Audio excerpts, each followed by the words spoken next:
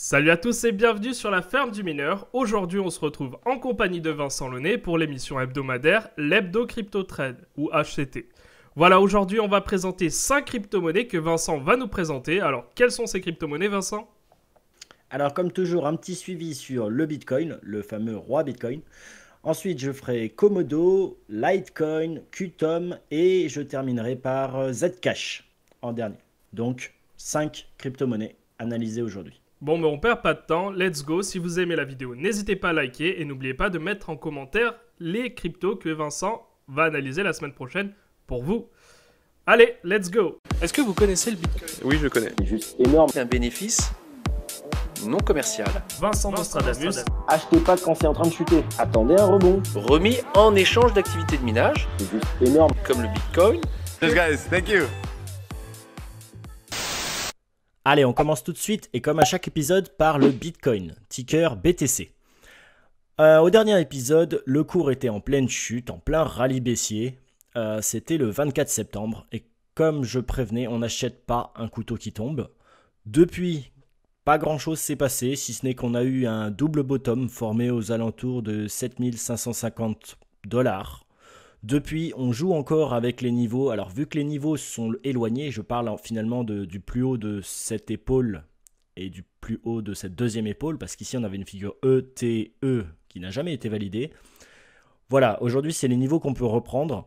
Finalement, sous le plus haut de l'épaule de droite, il faut être vendeur, avec pour objectif la ligne de coup de la figure ETE précédente, et la cassure de cette ligne de coup offrira le nouveau signal de vente. Au-dessus, on peut être acheteur, mais c'est un peu contre-tendancieux. Voilà, donc le niveau, c'est au-dessus des 8306,78 $. On peut avoir pour objectif d'aller un petit retour sur les 9090 $. Et bien sûr, si un achat est effectué au-dessus des 8306,78 $, le seuil d'invalidation du scénario haussier sera de choisir l'autre borne, donc les 8133,63 $. Inversement, si vous shortez le Bitcoin, ça ne peut se faire que sous les 8133,63 $, avec le seuil d'invalidation de ce scénario baissier au-dessus des 8306,78 $. Allez, on passe à la suite. Komodo. Allez, Komodo. Ticker KMD. Alors, qu'est-ce qu'il dit le Komodo? Donc, on arrive sur les plus bas finalement de la fin d'année 2018, là, vers 0,5 $. Je n'ai pas trouvé de tracé d'analyse technique qui soit très pertinent. Il y a un pseudo canal baissier. Si on rejoint finalement en fait tous les plus bas ensemble, on a bien la ligne de support du canal, mais on n'arrive pas à les faire relier. Enfin, on n'arrive pas à relier les plus hauts entre eux après quand on duplique la ligne. Donc finalement, on est dans une espèce de cuvette. On a formé la moitié de la cuvette. À voir si maintenant l'autre moitié veut bien se faire. Donc ce serait vers la hausse. Qu'est-ce qu'on peut dire là-dessus? Donc on approche des plus bas. Pour l'instant, ça reste vendeur. Le niveau le plus proche qu'on pourrait trouver, donc c'est 0,6591 qui correspond au plus bas formé le 12 septembre. Si on repasse au-dessus, on serait dans une pseudo-tentative de sortie de canal. Mais normalement, quand c'est en cuvette, les départs ne sont pas instantanés. Ça se fait progressivement, un peu comme la fin de la chute. On voit qu'on ralentit la chute. Pour l'instant, je dirais qu'il faudrait au minimum un retour au-dessus de 0,7313 $ pour repasser acheteur. Et l'idéal, ça c'est pour un trade à court moyen terme, pour aller viser finalement un retour sous les plus bas de début d'année. Donc vers 0,8736 $ ou 0,9255 $. Mais ce n'est vraiment que quand on sera au-dessus de ces deux derniers niveaux que je viens de citer que là, clairement, la tendance à moyen long terme repassera haussière. Voilà, vive la soucoupe sur Komodo. On bascule maintenant sur le Litecoin, ticker LTC. Ou si vous préférez, c'est le Litecoin, pour être bien français. Bon, alors, ça sent pas très bon sur le Litecoin. Pourquoi? On était haussier, clairement, en 2019. Et l'oblique, l'espèce de ligne de support qui tenait le cours, a été cassée cet été. Depuis, on est clairement en correction et on s'installe aujourd'hui dans un canal baissier. Le problème, ce qui m'inquiète le plus, c'est le retour sous ce plus bas. Le plus bas du 29 avril. Ce plus bas qui avait été formé à 64,86 $. Voilà, c'est très inquiétant finalement la cassure baissière de ce dernier plus bas là qui avait été formé là, parce qu'on avait une vraie vague avant, et ensuite finalement il n'y avait pas eu de grosse vague, c'était un mouvement unidirectionnel vers la hausse. Et là on a eu un pump et un dump et un vrai plus bas qui s'est formé. Donc là aujourd'hui on est de retour en dessous. On voit qu'ici vers la fin août on l'a travaillé ce dernier plus bas, on a dit aïe aïe aïe on va pas le casser, finalement on a rebondi un peu, ça a permis de rejoindre la zone de résistance du canal descendant.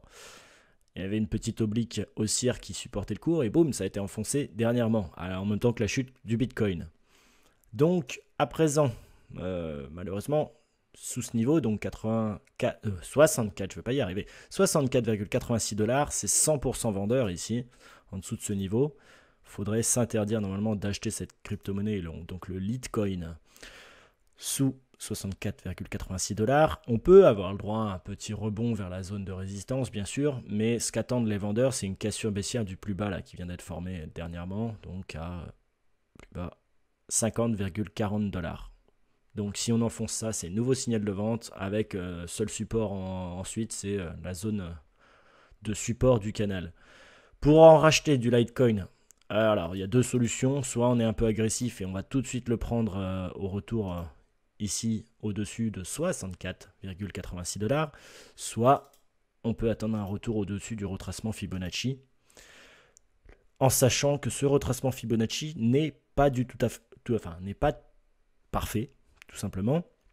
Je m'explique. On part du plus haut, on a chuté fort, mais on n'a pas respecté réellement les niveaux.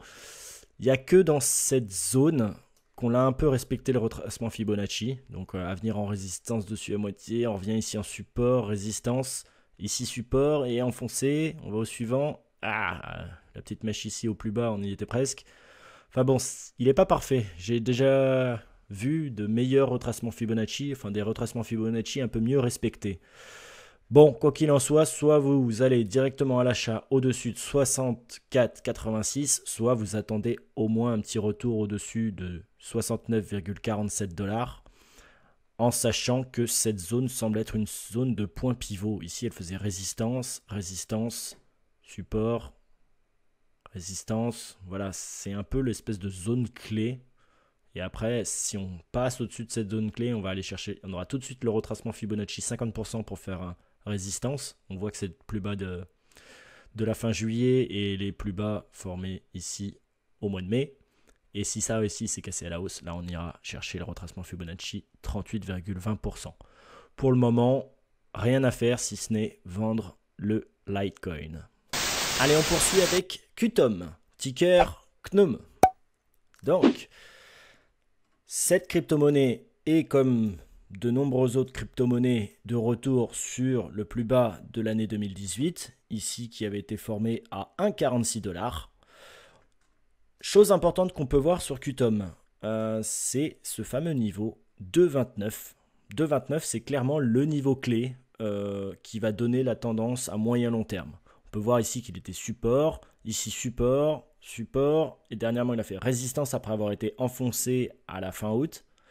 Voilà, maintenant on est de retour sur les plus bas de la fin d'année 2018, et également on est dans un canal baissier. Alors ce qu'on peut avoir à court terme, on peut avoir un petit rebond qui va jusqu'à la zone de résistance du canal, certes, mais c'est normalement impossible à acheter. La main est au vendeur, donc normalement sous 1,95 $, c'est 100% vendeur. Là où on peut reprendre les achats, c'est soit il y a deux possibilités, soit en sortie de canal, c'est agressif, donc au-dessus de 1,95 on s'autorise à racheter et la cassure haussière de 2,29 $ offrira un nouveau signal d'achat. Soit on attend tout simplement un retour au-dessus de 2,29 $ pour s'autoriser à racheter Qtum. Le premier objectif des acheteurs, s'ils ont acheté au-dessus de 2,29, ce serait 2,75 $. Voilà, pour l'instant, tant qu'on est sous 1,95 $, la question ne se pose pas, la main est au vendeur et ils espèrent la cassure baissière de 1,46 $, le plus bas de la fin d'année 2018 pour un nouveau signal de vente. Et on termine cet épisode avec le Zcash, ticker ZEC, Z-E-C. Donc j'ai eu beaucoup de mal à analyser cette crypto-monnaie. Pourquoi ? parce que les tracés ne sont pas propres. On a enfoncé les plus bas de la fin d'année 2018. D'ailleurs, même en début d'année 2019, ça avait déjà été enfoncé une première fois. Donc si on zoome un peu, le plus bas qu'on peut retenir, c'était 47,71 $. Donc c'est le niveau le plus proche, vraiment au-delà duquel on pourrait repasser acheteur. Sous 43,81 $, c'est 100% vendeur. Donc c'est les plus bas qui ont été formés à partir de septembre, la fin août, début septembre. Sous ce niveau-là, c'est 100% vendeur. On est dans un pseudo canal baissier ici. J'en ai un autre de canal baissier si on ne tient pas compte des plus hauts formés juin-juillet. Dans l'idéal, le top, c'est vraiment d'attendre un retour au-dessus d'ici de 55,24. Au-dessus de 55,24, ce qui était les plus bas de formés au mois de mai et les plus hauts dernièrement formés en août et septembre. C'est au-dessus de 55,24 $ qu'on repassera clairement acheteur sur le Zcash. Pour le moment, niveau tracé d'analyse technique, c'est compliqué. C'est une crypto-monnaie difficile à analyser. Et sinon, de toute façon, si on regarde uniquement les niveaux clés, c'est 100% vendeur, comme j'ai dit, sous 43,81 $. Merci d'avoir suivi la vidéo. Alors n'oubliez pas de nous suivre sur Facebook, de venir sur notre Discord pour discuter directement avec nous, ou alors d'aller sur le Twitter de Vincent pour lui poser des questions, ou bien sur les commentaires de la chaîne YouTube. Voilà, Vincent, un dernier mot ? Oui, alors comme d'habitude, si vous avez la moindre question vis-à-vis des analyses que je viens de publier, n'hésitez pas à les laisser en commentaire. Sachez également que cette fois-ci, j'ai publié sur Central Charts toutes les analyses que je viens de vous présenter, donc vous pouvez les revoir avec la fonctionnalité replay de la plateforme Central Charts. C'est un petit bouton lecture sur lequel vous cliquez et ça vous charge toutes les bougies ayant été formées depuis la publication de l'analyse. Et enfin, n'oubliez pas le petit pouce, on le redit une fois de plus, et j'attends vos prochaines propositions de crypto-monnaies à analyser. Bon, ben c'est bon, c'est parti. On se voit la semaine prochaine. À plus!